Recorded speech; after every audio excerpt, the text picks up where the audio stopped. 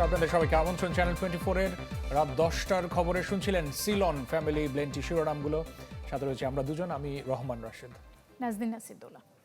আর শুরুতে pro sensitive white plus টুথপেস্টের সৌজন্যে বিশ্বকাপ প্রসঙ্গ।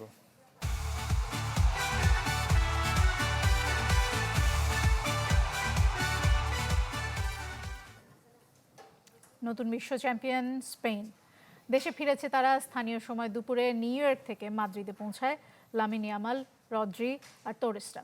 দেশের রাজা ও প্রেসিডেন্টের সাথে সাক্ষাতের পর একটা ছাদ খোলা বাস নিয়ে চ্যাম্পিয়ন প্যারেড করবে দে লা ফুয়েন্তে শিষ্যরা। রাতে মূল উৎসব শুরু হবে সিবেলেস স্কোয়ারে, যেখানে জমায়েত হতে পারে ধারণা করা হচ্ছে প্রায় 10 লাখ মানুষ। এই ফেরাটা অন্যরকম, হতে পারে রাজকীয়, হতে পারে আনন্দের, তার চাইতেও বেশি গর্বের।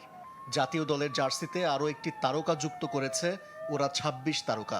নিজ দেশের আর দেশের মানুষের জন্য বয়ে এনেছে স্বর্ণালী ট্রফি। আজ স্প্যানিশরা মাথা উঁচু করে বলতে পারে তারা বিশ্ব চ্যাম্পিয়ন। মাদ্রিদের বিমানবন্দর তখন লোকে লোকারণ্য। ইয়ামাল, রদ্রি, তোরেসদের এক ঝলক দেখার চেষ্টা। তবে ফাইনাল ম্যাচের পর দীর্ঘ ভ্রমণের ক্লান্তি দূর করতে আপাতত বিশ্রামে দে লা ফুয়েন্তের দল। উদযাপনের জন্য অপেক্ষা করতে হবে অল্প কিছুক্ষণ।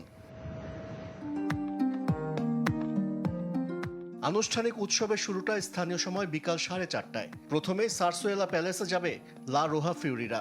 সেখানে বিশ্ব সেরাদের স্বাগত জানাবেন রাজা ফেলিপ, রানী লেতিসিয়া ও 2 রাজকন্যা লিওনর ও সোফিয়া। ছোট্ট সংবর্ধনা শেষে পুরো দল চলে যাবে মোনক্লোয়া প্যালেসে। ইয়ামাল, পেদ্রিদের উষ্ণ অভ্যর্থনা জানাবেন প্রেসিডেন্ট পেদ্রো সানচেজ ও সরকারের ঊর্ধ্বতন কর্তারা। ফুটবলারদের সম্মান জানানোর পাশাপাশি ট্রফি জয়ের উদযাপনও হবে সেখানে।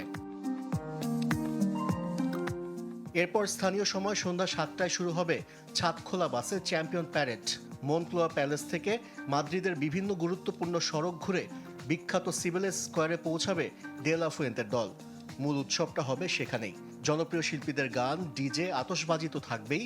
অনেক চমক অপেক্ষা করছে লামিন ইয়ামাল, রদ্রিদের জন্য। প্রায় 10 লাখ মানুষ জমায়েত হবে এ অনুষ্ঠানে, ধারণা করছে দেশটির প্রশাসন। উৎসবের যে কেবল শুরু। আশিক রুদ্র, চ্যানেল 24। আর ওদিকে ভাঙা মন নিয়ে দেশে ফিরছে আর্জেন্টিনার দল। তবে বেশিরভাগ ফুটবলারই নিউ ইয়র্ক থেকে একেবারে সরাসরি ছুটিতেই চলে গেছেন। লিওনেল মেসি এবং রদ্রিগো ডি পল যেমন মায়ামিতে চলে গেছেন। কিন্তু আর্জেন্টিনার প্রেসিডেন্ট বলেছেন যে রানার্স আপ হলেও আলবিসেলেস্তেদের জন্য একটা গণসংবর্ধনার আয়োজন করতে চান তারা। আকাশের রংটা এখন ধূসর, শোকের আবহ আর্জেন্টিনা দলে। এক লিওনেল স্কালোনি ছাড়া গণমাধ্যমের মুখোমুখি হননি কেউ। অশ্রু আর চাপা কষ্ট আড়াল করার চেষ্টা লিওনেল মেসি, হুলিয়ান আলভারেজদের। একমাত্র ব্যতিক্রম নিকো পাজ। মাঠে নামার সুযোগ পাননি স্পেনে জন্ম নেয় আর্জেন্টাইন, তবে সামাজিক যোগাযোগ মাধ্যমে বার্তা দিয়েছেন। স্পেনকে অভিনন্দন জানানোর পাশাপাশি ট্রফি আবারও আর্জেন্টিনায় ফিরিয়ে আনার প্রতিশ্রুতি দিয়েছেন নিকো পাজ। অনেকটা তড়িঘড়ি করেই স্টেডিয়াম ছেড়ে গেছে আলবিসেলেস্তেরা। চার্টার বিমানে দেশে ফিরছেন কোচিং স্টাফ, সাপোর্টিং স্টাফ সহ কিছু খেলোয়াড়। বাকিরা বিভিন্ন দেশের বিভিন্ন শহরে ছুটি কাটাতে গেছেন। লিওনেল মেসি ও রদ্রিগো ডি পল মায়ামিতে ফিরে গেছেন। কিছুদিন বিশ্রাম কাটিয়ে ক্লাবে ফেরার কথা এই 2 তারকার। এদিকে আলবিসেলেস্তের ফেরার দিন ছুটি ঘোষণা করেছে দেশটির প্রেসিডেন্ট হাভিয়ের মিলেই। বিশ্বকাপ জিততে না পারলেও এই দলকে সমর্থন দিয়ে যাবার আহ্বান জানিয়েছেন তিনি। শুধু তাই নয়, কোচ ও খেলোয়াড়দের সাথে আলোচনা করে গণসংবর্ধনারও আয়োজন করতে চান আর্জেন্টিনার প্রেসিডেন্ট। আশিক রুদ্র, চ্যানেল 24। বিশ্বকাপ ফাইনালের হারের পর একেবারে রণক্ষেত্র আর্জেন্টিনার রাজধানী বুয়েনোস আইরেস। সমর্থকরা পুলিশের ওপর হামলা চালালে পরিস্থিতি নিয়ন্ত্রণ করতে এক পর্যায়ে পুলিশকেও কাঁদানে গ্যাস আর জল কামান ব্যবহার করতে হয়েছে। এবং এই ঘটনায় অন্তত 15 জনকে গ্রেপ্তার করা হয়েছে, সর্বশেষ খবর তাই বলছে। এদিকে হারের পরও আর্জেন্টিনায় একদিনের জাতীয় ছুটি ঘোষণা করা হয়েছে।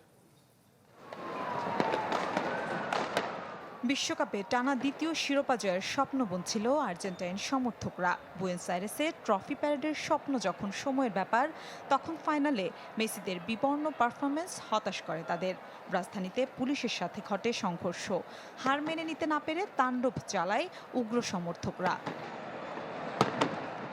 পুলিশের দিকে ঢিল ও বোতল ছুড়লে উত্তপ্ত হয় পরিস্থিতি। কাঁদানে গ্যাস ও জলকামান ছুড়ে পরিস্থিতি সামাল দেয় পুলিশ।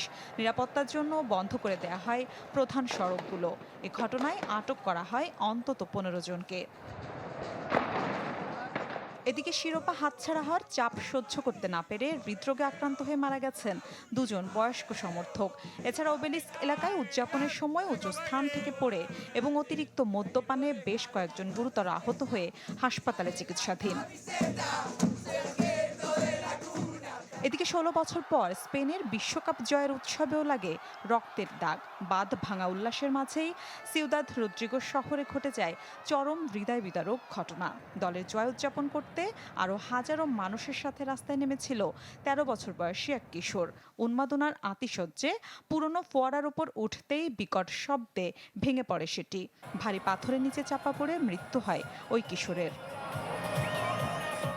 ফ্রান্সে আনন্দ উদযাপনের সময় চলন্ত ট্রাক থেকে পড়ে এক কিশোরের মৃত্যু এবং প্যারিস সহ বিভিন্ন শহরে পুলিশের সাথে উচ্ছৃঙ্খল সমর্থকদের সংঘর্ষ হয়, যা শিরোনাম হয় আন্তর্জাতিক গণমাধ্যমে। নীলা খন্দকার, চ্যানেল 24। দেশের খবরে ফিরছে এবার। প্রথমবারের মতো জোট সঙ্গীদের সাথে বৈঠক করেছেন প্রধানমন্ত্রী এবং বিএনপি চেয়ারম্যান তারেক রহমান, যেখানে ভবিষ্যৎ রাজনৈতিক কৌশল নিয়ে আলোচনা হয়। রাষ্ট্রীয় অতিথি ভবন যমুনায় এই বৈঠক শেষে বিএনপি মহাসচিব মির্জা ফখরুল ইসলাম আলমগীর বলেছেন, নির্বাচনী প্রতিশ্রুতি অনুযায়ী 31 দফা এবং স্বাক্ষরিত জুলাই সনদ অক্ষরে অক্ষরে বাস্তবায়ন করবে সরকার। সরকার গঠনের পর সোমবার সন্ধ্যায় রাষ্ট্রীয় অতিথি ভবন যমুনায় প্রথমবারের মতো যুগপৎ আন্দোলনে অংশ নেয়া 34টি রাজনৈতিক দলের 196 জন প্রতিনিধির সঙ্গে বৈঠক করেন প্রধানমন্ত্রী তারেক রহমান, যেখানে গুরুত্ব পায় সরকারের সাম্প্রতিক কার্যক্রম, ভবিষ্যৎ রাজনৈতিক কৌশল, নির্বাচনী অঙ্গীকার বাস্তবায়নের অগ্রগতি এবং শরিক দলগুলোর প্রত্যাশা। পরে বিএনপি মহাসচিব ও স্থানীয় সরকার মন্ত্রী মির্জা ফখরুল ইসলাম গণমাধ্যমকে বলেন, নির্বাচনী প্রতিশ্রুতি অনুযায়ী 31 দফা ও স্বাক্ষরিত জুলাই সনদ অক্ষরে অক্ষরে বাস্তবায়ন করবে সরকার। সেই 30 দফা কর্মসূচি বাস্তবায়িত হবে এবং তিনি এটাও বলেছেন, আবারও জোর দিয়েই বলেছেন যে জুলাই সনদ যেটা আমরা সমস্ত রাজনৈতিক দলগুলো স্বাক্ষর করেছি, সেই জুলাই সনদ যারা, আমি আবার রিপিট করছি, যেগুলো আমরা স্বাক্ষর করেছি সেটার অক্ষরে অক্ষরে পালন করা হবে। মির্জা ফখরুল বলেন, ফ্যাসিবাদ, স্বৈরাচার ও উগ্রবাদের বিরুদ্ধে যুগপৎ আন্দোলন চলমান থাকবে। আমাদের এই চলমান যে রাজনৈতিক আন্দোলন ফ্যাসিবাদের বিরুদ্ধে, আপনার উগ্রবাদের বিরুদ্ধে এবং একই সঙ্গে স্বৈরাচারের বিরুদ্ধে, সেই আন্দোলনের আরও বেগবান করবে, আরও শক্তিশালী করবে। এক প্রশ্নের জবাবে বিএনপি মহাসচিব জানান, স্থানীয় সরকার নির্বাচন দলীয় প্রতীকে হওয়ার সুযোগ নেই। দলীয়ভাবে নির্বাচন করার কোনো সুযোগ নেই। সুতরাং আমার মনে হয় সেই বিষয়টা আমরা আলোচনা এখন না করলেও পারি। মুহাজির হক, চ্যানেল 24, ঢাকা। সাবেক রাষ্ট্রপতি জিয়াউর রহমান হত্যায় 45 বছর পর গ্রেপ্তার মুজাফফর ইস্যুতে বেরিয়ে এলো এক রহস্যময় চরিত্র, নাম ফারুক, যার সাথে নিয়মিত কথা হতো এই মুজাফফরের। তাকে হন্যে হয়ে খুঁজছে আইনশৃঙ্খলা বাহিনী। বিশেষজ্ঞরা বলছেন, মুজাফফরকে যারা গোপনে আশ্রয় দিয়েছে তাদেরও বিচারের আওতায় আনা উচিত। মাসুদুর রহমান বিস্তারিত জানাবেন।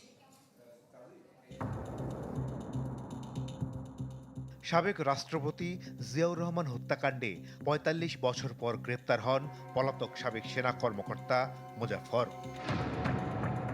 111-এর অন্যতম কুশীলব মাসুদ উদ্দিন চৌধুরীর সাথে কথোপকথনের সূত্র ধরে গেল শুক্রবার তাকে গ্রেপ্তারের বিষয়ে বিস্তারিত সংবাদ প্রচার করে চ্যানেল 24।